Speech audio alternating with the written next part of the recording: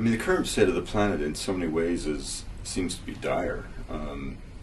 Certainly from my perspective as an anthropologist, when I realized that of the 7,000 languages spoken today, half aren't being taught to school children.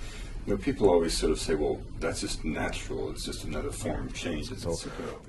Can science solve the world's problems? No. Science, the role of science in society is pointing out when such problems exist based on understanding. But science involves the use of a very specific set of procedures to determine whether something exists or to explain something. I look at capitalism as a long-term objective because I think it's the absolute best way for a society to exist on Earth, because many other experiments have been tried, they've all failed.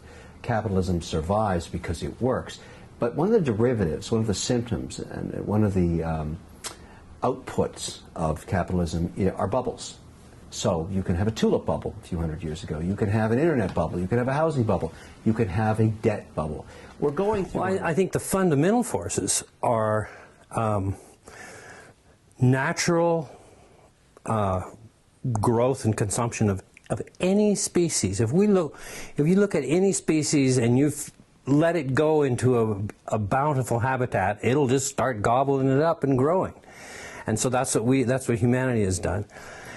But in nature, there are always these feedback loops, including predators, some way to control a species that wants to grow. Every species exists because it wants to grow. So wanting to grow is not innately wrong, but the counterforce to that is that there's no such thing as infinite growth on a finite planet or in any finite habitat. And so